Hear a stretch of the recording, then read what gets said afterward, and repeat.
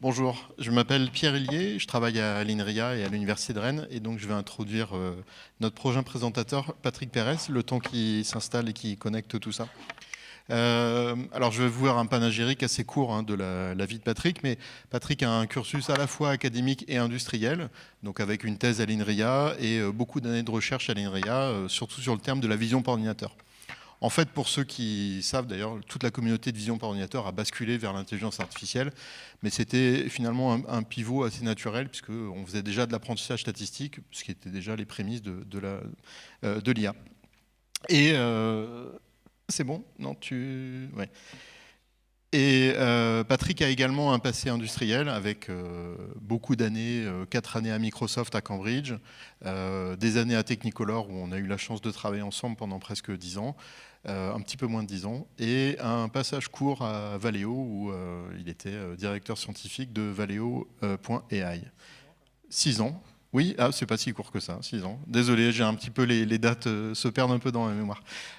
Et plus récemment, alors Patrick aurait pu nous parler d'ailleurs de ses travaux à Microsoft et à Technicolor, puisque ça concernait justement l'édition d'images et l'inpainting, dont la capacité à enlever des objets et à garder quand même de la cohérence temporelle. Mais c'est pas de ça dont tu vas nous parler aujourd'hui, c'est plutôt l'expérience récente depuis 2 ans et demi chez Qtile. Alors Qtile est un objet de recherche un peu non identifié, un truc un peu bizarre, en tout cas en France, qui est financé sur fonds privés, mais avec un but non-profit, finalement un peu comme OpenAI à ses débuts. Voilà, surtout, donc je pense que tu vas nous parler de Qtile un petit peu après, où avec l'idée c'est de développer des outils sur le son et puis finalement sur l'IA générative multimodale, parce que maintenant il y a aussi de l'image. Voilà, donc on part à peu près pour 1 heure de session, 40 minutes à peu près d'exposé, et après suivi des questions. On peut dire que 2022, c'était vraiment l'année spectaculaire pour l'IA générative, en tout cas pour le grand public, avec quand même en l'espace de quelques mois, côté image, DALL-E 2 d'OpenAI, Midjourney également pour la génération d'images guidées par le texte, et puis évidemment l'arrivée spectaculaire de ChatGPT avec GPT-3 en novembre 2022, toujours d'OpenAI. Et la grande course a commencé. Et si on regarde juste 2025 et le début de 2026, alors là, c'est le feu d'artifice. Côté grand modèle de langage et robots conversationnels, j'ai mentionné les 3 plus grands américains, en tout cas aujourd'hui, parce que ça change tous les jours, et les 3 grands chinois, Dongguan et DeepSeek, qui sont ouverts par ailleurs, ce qui commence à être moins le cas des Américains. Côté musique, ils ont déjà été mentionnés, au moins 2 tout à l'heure, Suno et Udio. Il y en a un autre, ça c'est la génération de musique, j'en ai rajouté un autre qui est Mirello, qui fait la génération de musique pour une vidéo qu'on lui donne. En image, il y a toujours OpenAI en embuscade, mais maintenant il y a Nano Banana de Google et Flux de Black Forest Labs. En vidéo, Sora, qui vient d'être fermé, mais jusqu'à ce que ça réouvre, Vio, et puis Seedance, dont on a vu quelques extraits. Et puis en embuscade arrivent les modèles du monde qui, sous une certaine forme, pas tous, peuvent être vus comme des générateurs de vidéos conditionnés par des actions, donc des générateurs de vidéos interactifs avec toutes sortes d'utilisations. Et un autre aspect très spectaculaire que j'évoquerai, c'est le fait qu'il y a beaucoup de multimodalités maintenant, c'est pas que du son ou de l'image. Alors déjà, ça les combine. Alors j'aimerais quand même revenir à des choses un peu basiques. L'IA dont on parle, et a fortiori l'IA générative, c'est du machine learning en mauvais français, c'est-à-dire de l'apprentissage automatique, qui est une chose qui a émergé plutôt dans les années fin des années 80 et années 90. C'est essentiellement donc l'idée que on a un programme qui est essentiellement une fonction mathématique qui va, étant donné des entrées qui sont symboliques ou numériques, être entraîné et non pas programmé pour sortir d'autres symboles ou d'autres nombres pour résoudre une tâche ou acquérir certaines compétences. Et donc par l'apprentissage dans une phase préalable avant l'utilisation à la base d'exemples. Et ça, c'est quand même un changement très fort de paradigme par rapport à l'IA symbolique qui avait précédé. Et dans le cas du deep learning, l'apprentissage profond, il se trouve que ces fonctions-là sont codées par des réseaux de neurones artificiels dont les paramètres, les degrés de liberté que vous devez fixer à l'entraînement sont les poids du réseau. Poids qui sont désormais, se comptent en milliards, en dizaines de milliards, en centaines de milliards. Et il y a quelque chose dans le machine learning qui a précédé ce qu'on appelle maintenant le Gen AI ou l'IA générative, qui sont ce qu'on appelle les modèles génératifs. Alors, de quoi s'agit-il? Eh bien, c'est une tâche finalement assez ancienne et intuitive qui consiste à essayer de modéliser une distribution de données, en l'occurrence de données réelles, s'agissant par exemple d'images, qui est une distribution complexe et statistique, et d'être capable d'en tirer des échantillons alors que cette distribution est très complexe. Et l'idée, c'est de réussir à partir d'un mécanisme de tirage aléatoire très simple, je ne sais pas, une dizaine de dés, ou bien des centaines ou des milliers de nombres qui suivent une distribution en cloche dite de Gauss, de générer via une transformation des échantillons d'une distribution compliquée. C'est-à-dire, par exemple, si on prend le cas d'un modèle qui doit générer des visages, et là je vais prendre un exemple qui date de 2020, de NVIDIA, c'est StyleGAN 2, c'est appris uniquement sur des visages, et quand on fait tourner les dés, donc on fait un tirage aléatoire, on obtient un visage fictif. En vrai dire, c'est plus qu'un visage, c'est un portrait, puisqu'il y a le fond qui va avec, et comme c'est aléatoire, on peut tirer à nouveau les dés, puis on a un nouveau visage, etc., etc. C'était déjà pas mal en 2020, c'était d'ailleurs déjà une petite révolution. Donc on a de cette façon échantillonné, on s'est échantillonné à l'infini la distribution des photos, des portraits d'êtres humains à l'heure actuelle. Alors à quoi ça sert ça? Ça sert déjà à tirer des échantillons qui permettraient d'apprendre de nouvelles IA sur des visages qui, pour le coup, cette fois-ci, sont anonymes puisqu'ils sont fictifs. Ça permet également d'évaluer des IA en cours de conception, puisque ça permet de calculer des métriques de performance sur des échantillons complètement nouveaux qui, a priori, par ailleurs, ne sont pas sur Internet. Donc ça, c'est ça un modèle génératif en fait, et comme je viens de le dire, ça précède même l'avènement de ce qu'on appelle désormais l'IA générative. Donc ça, c'est l'idée de générer, disons, de façon infinie et purement aléatoire.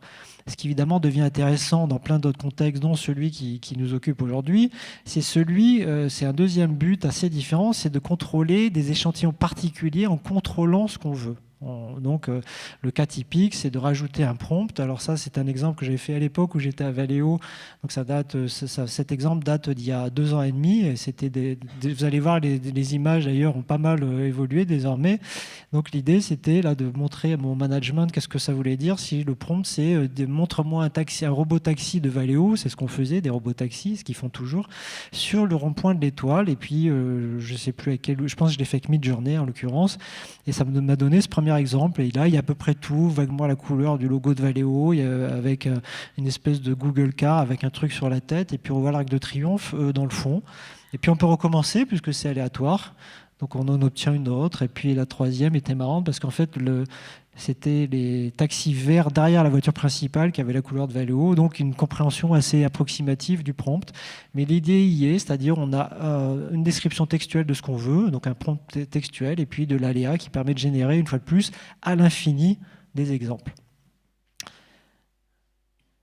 D'autres exemples, donc ça peut être intéressant dans les industries créatives, mais des autres exemples que les gens ont moins à l'esprit, c'est de créer de façon contrôlée la donnée synthétique. C'est intéressant pour entraîner et tester des IA.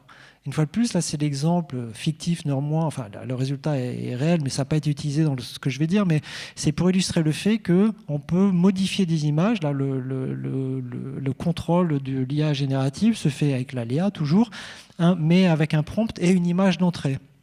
Ce qui est évidemment important d'ailleurs dans le cas c'est une forme d'editing, mais là l'idée c'est de créer de la donnée qui permettra d'entraîner ou de tester de nouvelles IA dans des conditions par exemple qui n'ont jamais été vues. Là on prend une scène réelle, on lui dit mets-moi de la neige, et si vous regardez de près, à peu près toutes les structures sont préservées. Alors il se trouve qu'il y avait un camion qui a été remplacé par un chasse-neige, et ça permet, si on n'a pas de données de type enneigement fort, on peut en créer en grande quantité, sachant que dans une industrie où l'IA est embarquée dans des systèmes critiques au niveau de la sécurité, l'évaluation est encore plus difficile que l'entraînement, et il faut s'assurer que ça marche en toutes conditions. Alors un exemple encore plus criant, c'est si on dit à l'IA, voilà, dans cette scène, mets-moi un enfant qui traverse à cet endroit-là dans la scène, et c'est exactement ce qui se passe Et donc l'image en sortie peut être utilisée pour tester ce que va faire une voiture dont la caméra perçoit la scène que vous voyez sur la droite. Donc c'est utile aussi dans des contextes industriels, je dirais. Et évidemment, l'IA générative la plus spectaculaire en 2022, qui a vraiment révolutionné l'intégralité de notre communauté scientifique et technique, c'est les grands modèles de langage de type autorégressif qui sont où, ça a été mentionné tout à l'heure, l'essentiel de l'entraînement se fait en apprenant à poursuivre des phrases, un mot après l'autre. Donc là, dans ce cas-là, j'avais demandé à ChatGPT justement qu'est-ce qu'un modèle autorégressif de langage, et je voulais la réponse en deux phrases. Et voilà une réponse que je vous laisse regarder, qui est tout à fait pertinente. Mais c'est mieux de connaître la réponse déjà pour vérifier qu'elle est juste. Et par ailleurs, puisqu'on peut régénérer une réponse, j'ai régénéré une réponse qui est tout aussi correcte, mais qui est formulée de façon un petit peu différente.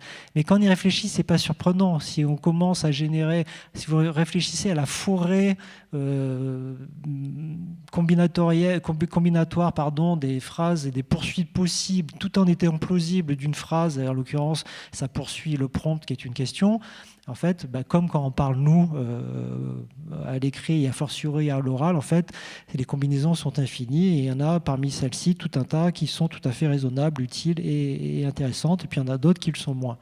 Mais ce qui veut dire que l'hallucination n'est pas un bug des LLM, mais c'est une caractéristique puisqu'ils sont quasi entraînés pour ça. Et là, on va faire un bond dans le temps. Je vais pour le coup montrer 3 petits exemples de Seedance qui a été fait par ByteDance pour montrer là la génération de vidéos où le contrôle il passe par une image de départ qui fixe la scène, le son, la parole, donc de l'audio tout le long de la ligne du temps de la vidéo, et puis je pense le mouvement de caméra, et dans certains cas, je ne suis pas sûr dans celui-ci, mais on peut même conditionner par les trajectoires ou la pose des humains qui sont dans la vidéo, donc ce qu'on obtient typiquement avec de la capture de mouvement. Well, to dive a little deeper here, I think firstly we need to talk about the concept of truth. Without truth, as we think about this democracy massive collapses. transition that we need to move our world away from fossil fuels and extraction, I think we have 2 options on how we get there. Donc ces 2 exemples intéressants, avant que je montre le troisième, où si vous regardez la bouche, elle est tout à fait synchronisée avec l'audio, donc ça ouvre évidemment vers d'autres perspectives, en particulier le doublage. La troisième que je vais vous montrer, si vous regardez plus en détail d'autres parties de la scène, vous verrez que tout n'est pas encore fait.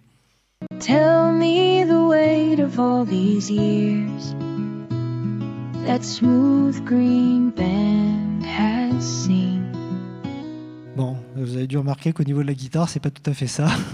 Mais typiquement, contrôler finement, on a vu l'exemple avec la boîte de cow-boy, c'est un peu la même histoire. Là, je pense que le gros du contrôle, il se fait sur la voix et la bouche, et pas tant sur les gestes de la guitariste.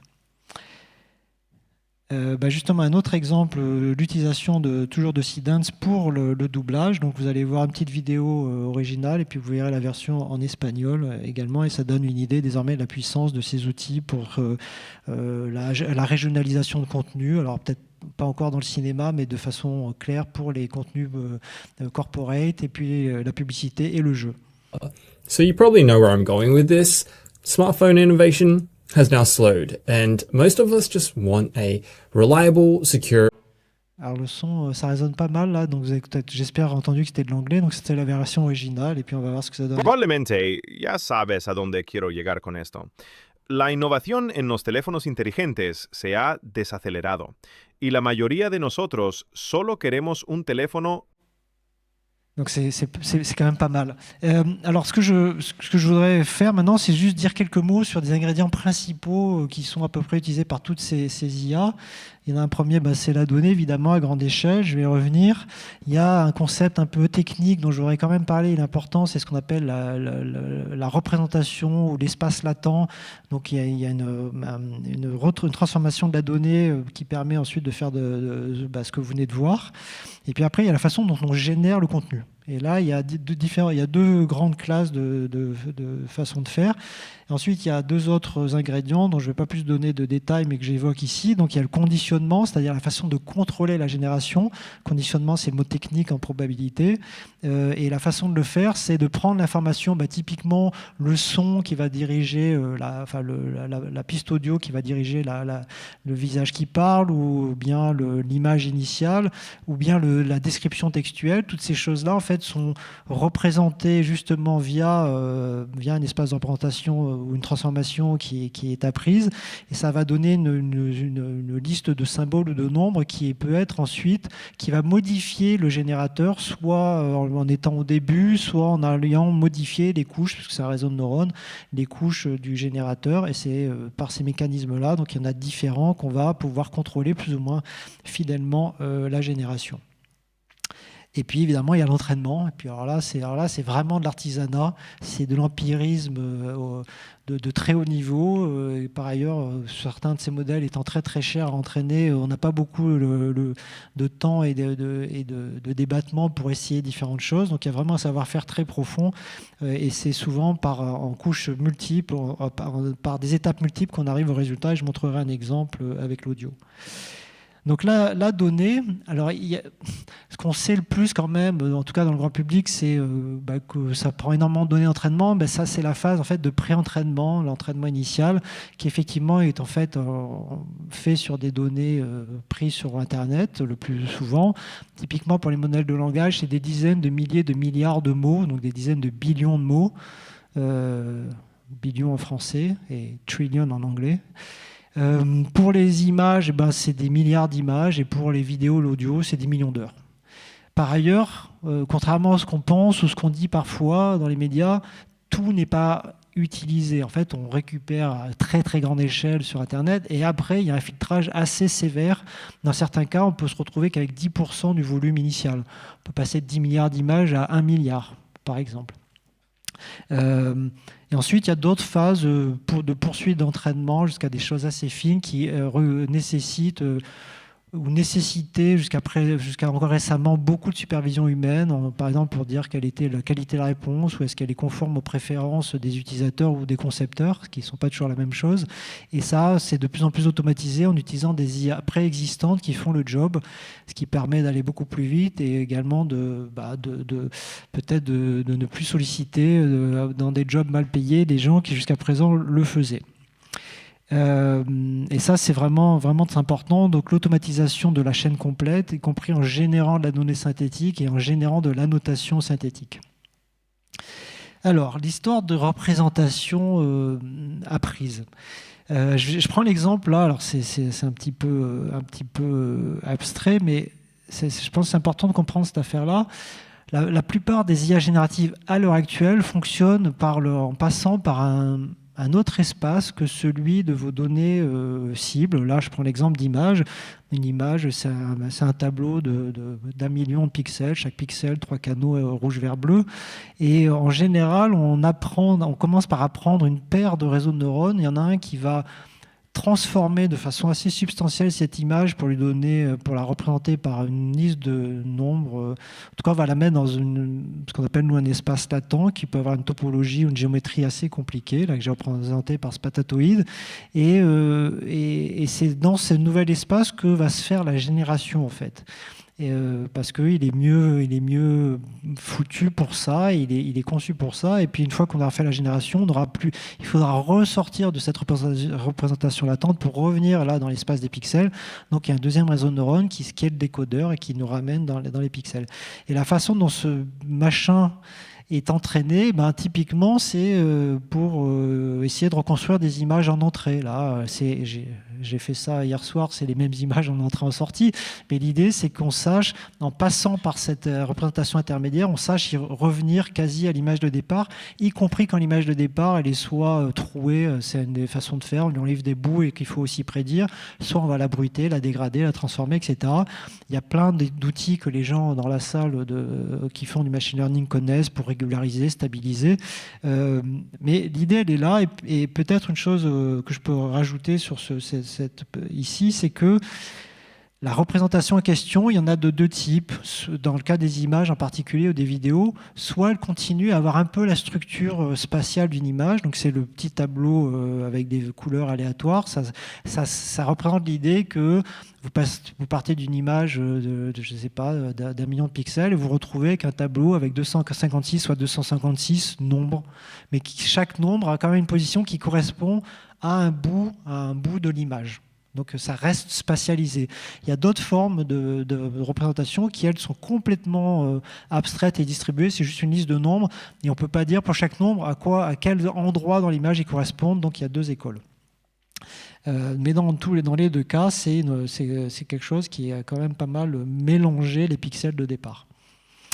C'est le seul endroit où il y a une petite formule. Maintenant, une fois qu'on a fabriqué, et ça demande déjà un apprentissage, cet espace, il faut savoir le définir, y arriver, en ressortir. Et maintenant, on va, dans cet espace-là, apprendre à générer à partir des données d'entraînement. Et là, il y a deux grandes écoles. Il y a une génération qui est basée sur l'idée justement des modèles de langage. C'est ce qu'on appelle donc c'est de la génération qu'on appelle autorégressive. Donc on va prédire une séquence de quoi? D'unités discrètes. Donc on passe par une discrétisation. Dans le langage, ça va bien parce que c'est déjà discret, c'est des symboles. Pour le son, c'est déjà pas tout à fait ça. C'est des mesures physiques. Et donc l'idée, c'est de réussir à transformer notre contenu initial dans un espace dans lequel, en plus, il peut être représenté assez fidèlement par une séquence, vraiment une séquence d'unités discrètes. Donc, qui sont tirées d'un dictionnaire. Typiquement, dans le langage, c'est 50 000 ou 100 000 entrées dans le dictionnaire.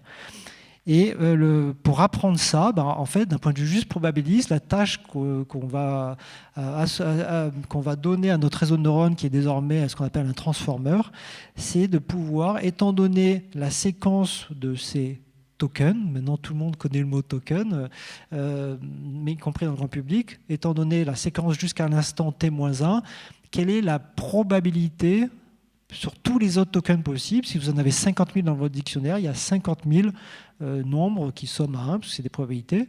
Et le réseau de neurones, il doit apprendre cette fonction. Ça, c'est à l'apprentissage. Et ensuite, à l'usage, et on l'apprend essentiellement en lui faisant voir justement des phrases complètes, plutôt bien formées, et il sait quel est justement le mot suivant. Donc, ce qui est plutôt une bonne idée, c'est que le mot suivant, il ait une probabilité assez forte par rapport à ses petits copains, mais peut-être qu'un mot synonyme peut aussi avoir une probabilité non moins forte. Donc ça, c'est l'apprentissage. Ensuite, à l'usage, donc quand on utilise un robot conversationnel, en fait, on échantillonne, c'est-à-dire on tire des échantillons de cette loi. On commence avec, on a les premiers tokens qui correspondent au prompt, et ensuite, ça va de proche en proche. Le prochain token, qui est le début de la réponse du LLM, c'est un tirage probabiliste par rapport aux probabilités que le réseau de neurones encode sur la liste possible des mots. Et c'est ça qui fait aussi qu'on peut tirer différentes versions de la réponse. Et de proche en proche, on génère comme ça toute la réponse. C'est comme ça que ça marche. Ça, c'est une façon de faire qui s'applique évidemment au texte, mais qui s'applique aussi au son, on va le voir, qui s'applique aux images, qui s'applique aux vidéos, sachant que pour les images, c'est pas du tout naturel de transformer une image en une séquence de symboles. Ce qui m'amène justement à la deuxième classe de méthodes, qui sont ce qu'on appelle les méthodes à base de diffusion ou des débruitages. Là, l'illustration, je vous l'ai faite dans le monde des pixels, mais je vous rappelle que ça se passe plutôt dans une représentation différente, qui peut être des tableaux de nombres, qui ne sont plus les pixels de départ, mais c'est pour le bien de l'illustration. Et l'idée est a priori très simple. Alors dans la réalité technique, ça l'est beaucoup moins. L'idée est que je peux prendre des milliards d'images naturelles ou plausibles et je peux les dégrader volontairement en appliquant de plus en plus de bruit. C'est ce que vous voyez de la gauche vers la droite. Donc l'image est de moins en moins visible et ça finit avec un bruit blanc en sens statistique, donc il a des couleurs sur les slides, et ça c'est très facile à faire, et toute l'idée des méthodes de diffusion et autres dans cette famille-là, où là on parle de nombres, on ne parle plus de symboles, on parle vraiment de nombres, donc c'est des représentations continues, c'est d'apprendre à faire le chemin inverse, soit en autant d'étapes que la dégradation, ou moins d'étapes si on veut aller vite, parfois même une seule étape, sauter directement du bruit qui est à gauche pour arriver à l'image du bruit qui est à droite pour arriver à l'image qui est à gauche, et ça c'est un réseau de neurones qui est appris pour faire ça. Donc c'est ça les méthodes de diffusion et qui marchent hyper bien. C'est ça qui domine la génération actuelle, la génération des images et des vidéos. Voilà, et donc si on regarde ça du point de vue des vidéos, justement, alors la vidéo c'est intéressant parce que dans la vidéo il y a quand même un côté séquentiel, c'est que les frames de la vidéo se succèdent et il y a bien une notion de causalité d'avant et d'après l'instant au courant. Mais en gros, tous les générateurs vidéo actuels ou les principaux fonctionnent sur un peu de la même façon. La fameuse l'espace de représentation d'un peu technique, c'est ce qu'on appelle un auto-encodeur 3D. Mais en fait, ça remplace une dizaine de frames d'une certaine résolution par quelque chose qui est un peu compressé en espace et en temps. Mais ça reste un espèce de volume spatio-temporel, mais compressé. Et c'est ça l'espace dans lequel, en fait, on va générer un bout entier de la vidéo d'un coup par diffusion. Donc vous partez d'un espèce de petit volume vidéo qui est que du bruit, et en plusieurs étapes de diffusion, vous obtenez votre bout de vidéo, et vous faites ça sur une fenêtre glissante pour avoir la vidéo qui se génère. Et évidemment, sous le contrôle, comme on l'a vu déjà avec avec tout à l'heure, les exemples que j'ai montrés, c'était pas du tout Seedance. Excusez-moi, je fais un petit erratum tout de suite. C'était Talkverse j'ai un trou de Snapchat. Donc là, justement, on va voir des exemples de Seedance avec des vidéos complètes. Pardon.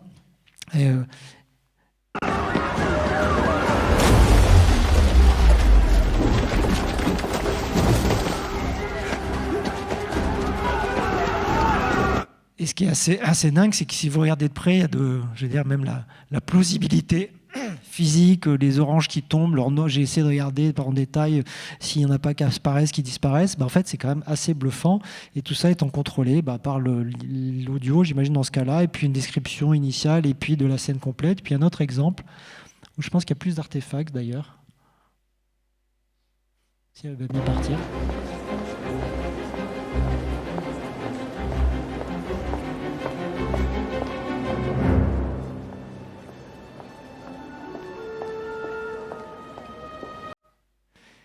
Est-ce que le réseau de neurones a compris la physique du monde?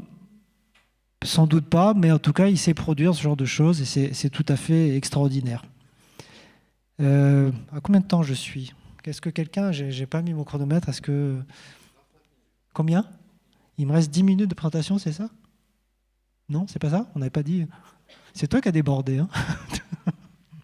Alors, je vais faire un petit détour par l'audio. Parce que d'abord, parce que c'est un des gros sujets du labo dans lequel je travaille. Donc, je vais devoir basculer. Et oui, moi aussi, je suis multimodal. Je vais devoir basculer sur du PowerPoint. Hop, j'espère que ça va marcher. Voilà. Et je voudrais vous parler d'une version interactive et audio de l'IA générative qui est le dialogue parlé. En général, quand vous parlez qu'une IA, c'est comme ça que ça se passe. L'IA détecte que vous êtes en train de parler, ça transcrit ce que vous dites avec la transcription audio qu'on connaît très bien désormais, y compris sur téléphone portable. Le texte qui est produit passe dans un chatbot textuel et la réponse du robot conversationnel, qui est du texte, est mise en voix par un synthétiseur vocal. Ça marche de mieux en mieux, ça a quelques problèmes néanmoins, ça prend un peu de temps quand même, parce qu'il faut enchaîner tous ces modules qui sont désormais très très bien maîtrisés tout de même. Mais surtout, on perd la prosodie, l'émotion, sauf si on a fait un truc particulier pour la capter, mais tout ce qui est le non-verbal du locuteur, de l'utilisateur d'une part, et d'autre part, et il y a vraiment une chose importante, c'est que ça impose d'avoir des tours de parole pour l'IA et l'utilisateur. Nous, une des choses qu'on a faites, que je vais vous montrer rapidement, c'est justement de casser ça, mais ça reste très utile et je vais vous montrer un exemple. Mais je vais passer ça, c'est ce que je disais, mais je vais quand même illustrer ce que je vous ai raconté tout à l'heure qui était un peu abstrait en disant que si on transforme quelque chose, une séquence de symboles, après on peut entraîner de la génération. Et ben c'est comme ça que démarre ce qu'on appelle les audio language models, donc les modèles de langage audio. L'idée c'est de prendre un LLM, mais en entrée, au lieu de lui mettre des mots, on lui met des sons. Alors le premier problème, c'est que les sons, c'est quand même très très dense. Hein. Quand on échantillonne à 24 kHz, ça fait 24 000 échantillons par seconde. Donc cette petite phrase, « QTA is an AI lab based in Paris », 3 secondes, 8 mots, ça fait beaucoup, ça fait 72 000 échantillons de sons, là où 8 mots, ça fait une dizaine de tokens pour les LLM classiques. Donc ça fait 10 000 fois plus de tokens, et sachant que les fameux transformers, ce sont des réseaux de neurones dont le coût de calcul augmente de façon quadratique avec la longueur de ce qu'on lui met en entrée, 10 000 au carré, vous voyez ce que ça fait. Donc c'est pas jouable, on a un souci.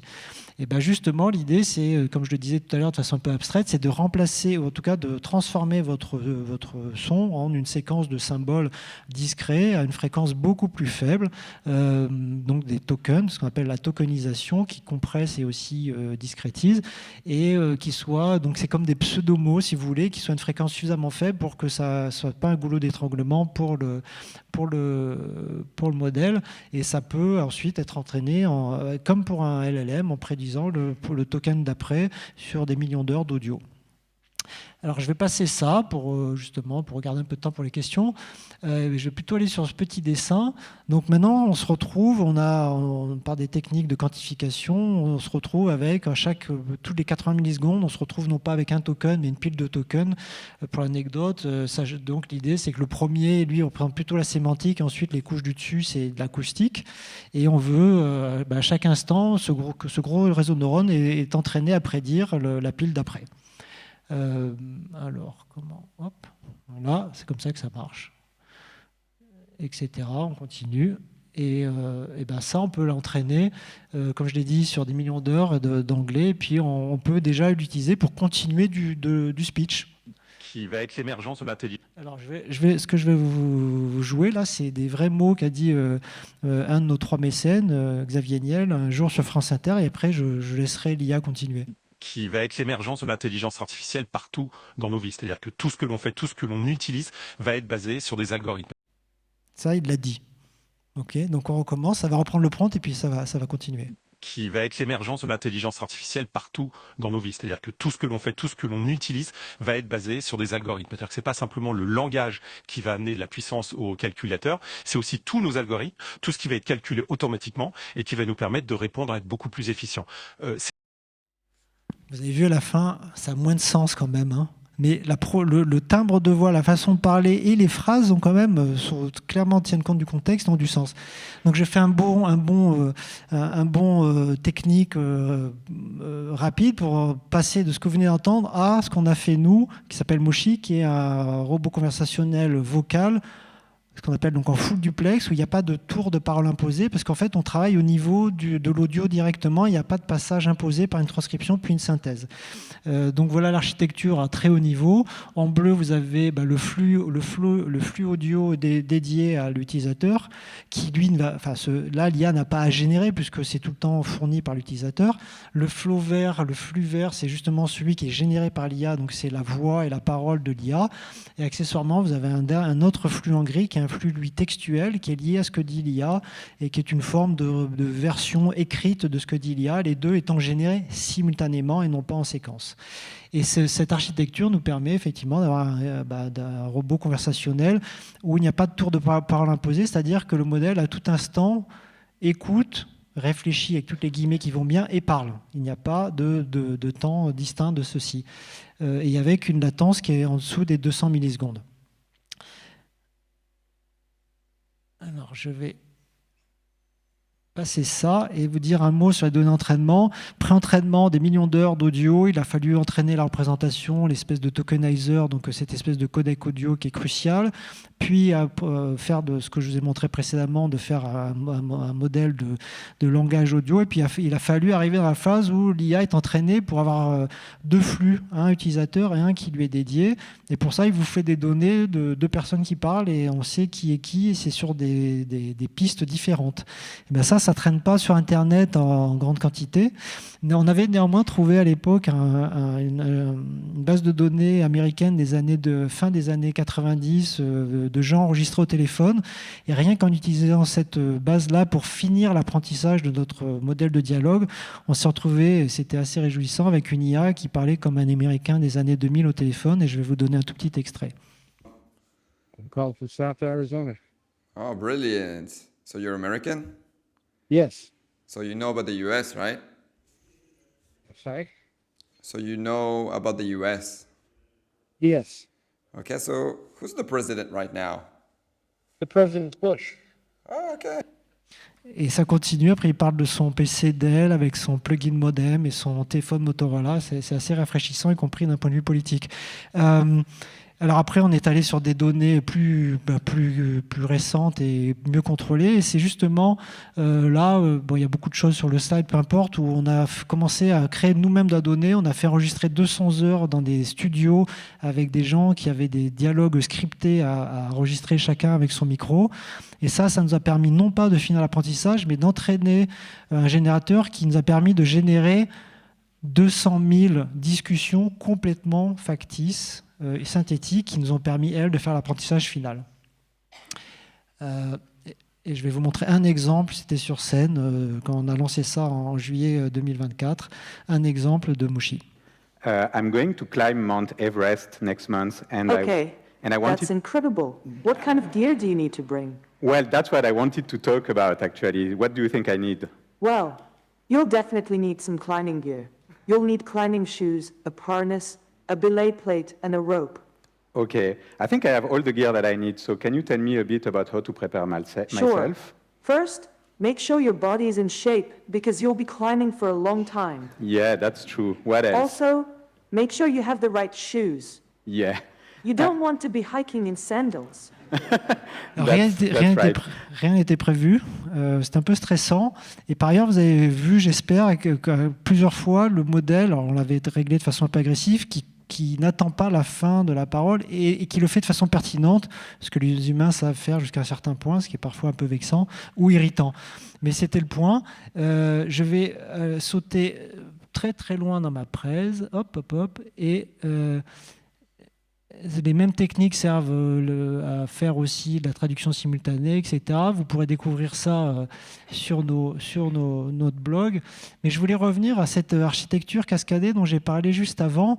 Il se trouve qu'elle est quand même... Donc ce que vous venez de voir n'est pas ça, parce que justement, il n'y a pas de tour de parole imposé, mais c'est plus compliqué à entraîner et puis à mettre à jour. L'architecture cascadée, qui est celle, une fois de plus, que vous avez quasi dans tous les IA vocales à ce jour, elle est modulaire, donc on peut facilement changer les briques, y compris le modèle textuel qui est au milieu, s'il y a des nouveaux modèles qui vont bien. Et c'est ce que nous avons fait aussi par ailleurs, en environnant un LLM ouvert, Qwen, Mistral par exemple, ou Gemma, en ayant un détecteur sémantique de parole et une transcription en temps réel de la parole que nous avons développé dans le labo, et à l'autre bout de la chaîne, un synthétiseur vocal conditionné par le texte qui est aussi en temps réel et streamé, qui permet quand même d'aller relativement vite. Et ce système-là, il s'appelle Unmute. Vous pouvez le tester en ligne à unmute.sh. On verra après, si même pendant la question, je fais une petite démo. Et vous avez plusieurs... alors, ce qui est intéressant, c'est que comme le LLM, il y a un LLM au milieu, vous pouvez prompter le LLM aussi de façon textuelle en lui disant, voilà ton rôle, tu es un tel. Et en même temps, donc c'est une première partie de la customisation, de la personnalisation du modèle.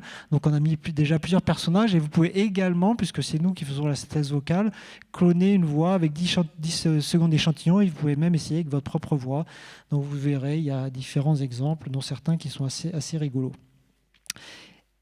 Et pour finir sur l'audio, et quasi pour finir, le même système, on l'a cette année, enfin au courant de l'année 25, on l'a utilisé dans un contexte complètement différent, qui est celui de l'aide au dialogue pour les gens qui ne peuvent plus parler, en particulier les malades de Charcot, qui est une maladie alors abominable, dont certains d'entre vous ont entendu parler, et qui est une des maladies qui fait que les gens perdent la capacité à parler.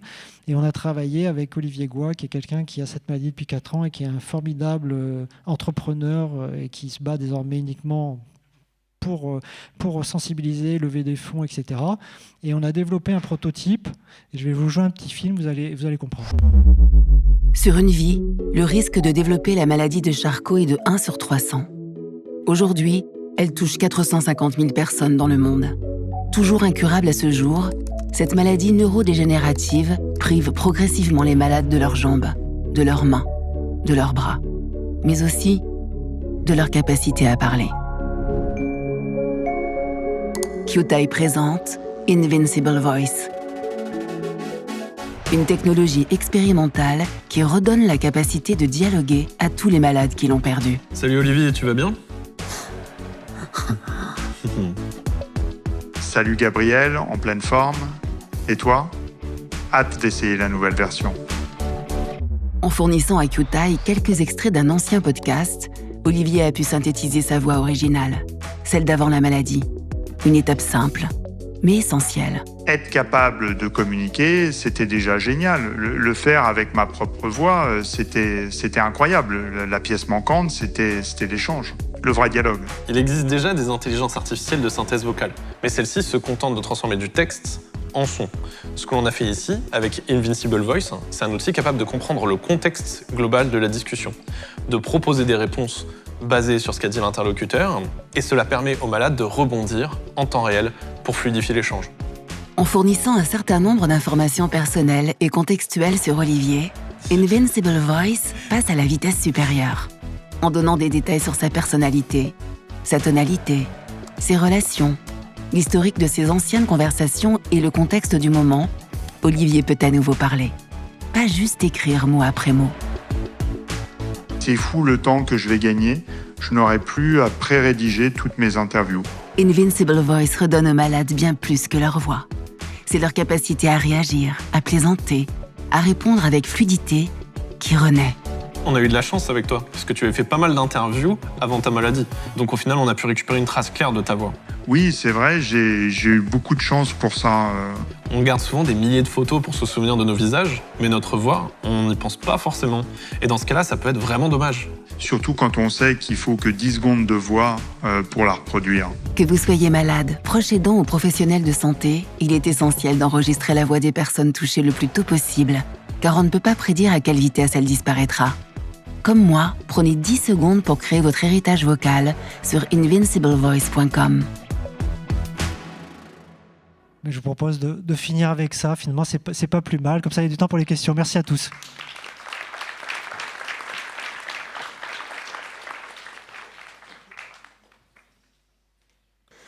Oui, bonjour Adrien, merci pour la présentation. J'avais une première question.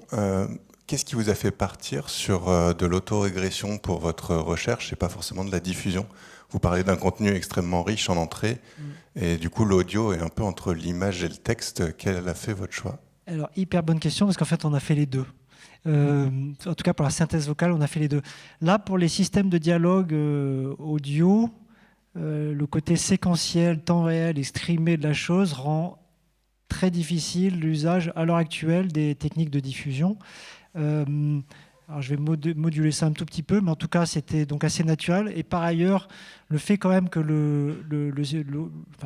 la voix, ça soit du son et du langage, et que tout le modèle peut s'appuyer sur une souche de modèle de langage, qui est un modèle de texte qu'on a nous-mêmes développé, ça permet beaucoup de choses, en particulier le fait que l'IA, même quand elle est full duplex, comme celle que j'ai mentionnée avec Moshi, est des connaissances et des compétences qui sont en fait acquises à travers le modèle de langage texte. Donc ça, c'est un élément de réponse. Et par ailleurs, sur la partie synthèse vocale, qui est dans le cas par contre du modèle modulaire que j'ai montré à la fin, y compris pour Invincible Voice, la synthèse vocale, là aussi, il importe qu'elle soit rapide et temps réel. En particulier, alors pas tant dans Invincible Voice, parce qu'en fait, il y a quand même un temps, vous avez peut-être vu, où l'utilisateur choisit, voire module la réponse avant qu'elle soit prononcée. Donc là, c'est peut-être moins sensible, mais dans la démo que je n'ai pas faite, qui est en ligne, là, la réponse, la synthèse vocale est produite à la volée pendant que le LLM sort son texte. Et ça serait difficile à faire pour l'instant en diffusion. Ceci étant, un des enjeux sur lesquels nous on travaille, mais comme pas mal d'autres en ce moment, en génération de vidéos, qui quand même marche aussi par diffusion. L'idée, c'est quand même de fabriquer des modèles séquentiels qui soient sur des tranches de temps assez courtes, donc ça reste par tranches non séquentielles, mais les tranches se succèdent. Et ces modèles-là, donc autorégressifs ou séquentiels, sont appris avec la supervision d'un modèle qui ne l'est pas, qui est non causal. Donc on prend un super modèle sur étagère qui est capable de générer d'un bloc 3 minutes de vidéo, et c'est lui qui va, entre autres, aider à l'apprentissage d'un autre modèle qui, lui, sera causal. Et pour finir, pour la synthèse vocale, essentiellement, on a sorti dans l'équipe en janvier un modèle de text-to-speech, de synthèse vocale qui est tout petit, qui s'appelle Pocket TTS et qui est basé sur la diffusion. Donc il n'y a plus de discrétisation, etc. Ça marche très très bien, ça permet d'avoir un modèle plus petit, mais ce n'est pas causal. Donc ça prend un bout de phrase et ça fait le son, ça le met en voix d'un bloc. On a une question. Merci. D'abord, merci beaucoup pour la présentation, c'est super intéressant. Est-ce que vous pourriez revenir un petit peu sur la partie lien entre le LLM et du coup l'audio, parce que j'imagine que du coup on a besoin aussi d'avoir une certaine connaissance, des weights qui sont bien entraînés pour pouvoir répondre efficacement à ce qui est posé. Et c'est vrai que à titre personnel, quand j'utilise un LLM, j'aimerais bien l'utiliser en fait en version audio, mais je m'empêche de le faire parce que la qualité est extrêmement dégradée. Et j'imagine que quand on traite de la vitesse d'inférence et de réponse, dans votre cas qui est proche du temps réel, en fait c'est compliqué d'avoir un modèle de LLM qui tourne aussi vite en arrière-plan, quoi. J'imagine que vous voyez la question. Oui, alors pour le coup, la vitesse du LLM, alors dans la version qui est une fois de plus modulaire avec un LLM au milieu, vous verrez si vous testez la démo à nmute.sh, ça tourne sur désormais il y a même des fournisseurs d'inférence où on choisit le modèle et ça va quand même très très vite. En plus, il y a des hardware qui sont de plus en plus spécialisés pour ça. Donc c'est pas tant la vitesse finalement de fabrication, de génération des tokens de texte qui est limitant. En revanche, quand vous dites que vous trouvez que l'expérience pour l'instant n'est pas satisfaisante quand vous parlez, vous communiquez via l'oral avec un LLM. Alors, il peut y avoir deux problèmes. Le premier, c'est, je ne l'ai pas montré plus que là ici, mais c'est la qualité quand même de la transcription. Et là, il y a plusieurs soucis. Il y a le fait que la gestion de la détection d'activité, ce qu'on appelle Voice Activity Detector, qui est dans les modèles classiques, sur téléphone portable, etc., elle est basée uniquement sur le niveau sonore, pas sur le contenu de ce qui est dit, alors que nous, ce qu'on propose, c'est quelque chose qui est basé sur la sémantique. C'est la première chose, donc ça aide pas mal, ça a mieux géré les interruptions. En gros, c'est comment interrompre le modèle. Et pour la version, une fois de plus, cascadée. Et l'autre aspect, c'est la robustesse au bruit environnant, que ce soit du bruit tout court ou d'autres gens qui parlent. Et nous, on a beaucoup travaillé là-dessus dans nos modèles, et notre modèle full duplex, Moshi, et fort de cette expérience aussi dans nos modèles de transcription audio vers texte. On a des choses qui sont, et pareil pour la traduction simultanée, vous verrez sur notre page, on a des choses qui sont très robustes au bruit environnant, y compris dans des moments où on ne s'entend pas parler. En tant qu'humain, je veux dire. Et ça, effectivement, s'il y a des erreurs de transcription, après, ça va pas aider le LLM à bien répondre. Mais en revanche, même dans la version complètement intégrée, donc où il n'y a pas de transcription ni de synthèse explicite, ce qu'on a proposé, nous, il y a 1 an et demi, qui était le premier modèle full duplex à faire ça. D'ailleurs, maintenant, vous en avez un qui est sorti de NVIDIA, qui s'appelle Personaplex, qui est en fait complètement basé sur notre modèle, ce qui est d'ailleurs... ils ont eu la gentillesse de le dire, eux. C'est compliqué parce que là, tout est intriqué, le son, le langage, etc. Mais une chose qui est importante, c'est que le modèle de départ, on part d'un modèle textuel. Et après, on l'enrichit avec des flux d'audio, avec la difficulté que dès qu'il y a de l'audio en même temps, il faut que le flux textuel, lui, soit cadencé avec l'audio, ce que n'est pas un flow de tokens, un stream de tokens de texte, c'est juste une succession. Là, d'un coup, il faut leur mettre des temporalités, des durées, et ça, c'était c'était vraiment un travail assez pénible dans la préparation de la donnée d'entraînement et dans l'entraînement lui-même. Mais que dans Moshi, quand vous voyez, il y a ce qu'on appelle le inner monologue, c'est des tokens de texte, mais aussi avec ce qu'on appelle du padding dans le jargon. C'est des tokens qui sont là juste pour temporiser le temps que l'audio soit, pour synchroniser avec l'audio en fait. Bonjour. J'avais une petite question par rapport à toute la recherche qui a été faite sur l'IA du coup depuis le début. Est-ce qu'il y a des... Ouais, il y en a pas mal. Est-ce qu'il y a des barrières technologiques, éthiques ou physiques qui ont été découvertes et qui ne sont toujours pas franchies, par exemple, actuellement, et qui ralentissent un petit peu l'avancée de ces techs ? Si on parle juste de l'IA dominante, qui est celle donc, des grands modèles, fondations et génératifs à base d'architecture de transformers, par certains côtés, il y a des limites qu'on n'a pas découvertes, c'est-à-dire que l'émergence de capacités de ces modèles qui sont polyvalents, généralistes, y compris pour certaines compétences qui n'étaient pas explicitement mises dans les données d'entraînement, ça continue à être assez étonnant, et simplement parce qu'il y a plein d'effets négatifs sur la consommation énergétique, etc. Donc, mais le fait que de scaler continue à produire des effets, des progrès qui sont assez spectaculaires. Enfin, ce qui se passe sur les vidéos depuis un an, c'est complètement dingue. Après, on sait quand même que ces modèles-là, je parle vraiment des architectures transformers, elles ont un vrai goulot d'étranglement lié à ce que j'ai évoqué brièvement tout à l'heure, qui est la complexité quadratique du coût de calcul et de mémoire en fonction de la séquence ou du nombre de tokens d'entrée. Et ça, c'est pas tenable. C'est-à-dire que si on veut avoir un contexte d'1 million de tokens, ce qui arrive pour certains modèles, la complexité, elle est quadratique. Donc c'est très compliqué à gérer. Après, quand vous pouvez même pas mettre le modèle à l'inférence, il peut pas tourner déjà sur un seul GPU, ça commence à poser des questions d'infra et d'ingénierie qui sont complètement déments quand vous voulez servir ça à grande échelle. Ça c'est une vraie limite. Et on commence à voir, là, cette année, on commence à arriver avec Qwen 3.5, on commence à avoir des architectures qui sont hybrides, où la partie quadratique est vraiment la partie puissante qu'on appelle celle de l'attention, est entrelacée avec des versions non plus quadratiques mais linéaires, qui est une autre façon de faire de l'attention. Peu importe, en tout cas, les architectures sont en train de s'hybrider pour aller vers des choses plus économes, en tout cas plus soutenables en termes de calcul. Après, pour finir, éthique, là, si on commence, enfin, on peut en parler, mais c'est vraiment un pan entier. Je veux dire, ça a déjà été évoqué pas mal, et il y a raison dans l'exposé précédent. Mais en tout cas, il y a une chose qui est intéressante et des débats qui déchirent la communauté, c'est à quel point les modèles ont compris quelque chose. En particulier quand on génère la vidéo et qu'on commence à utiliser ces modèles de génération de vidéo comme des simulateurs du monde physique pour entraîner des IA, des robots et des voitures autonomes, alors qu'il n'y a pas nécessairement une compréhension qu'on sache très claire des lois de la physique, de la causalité, de la dynamique, la mécanique, etc.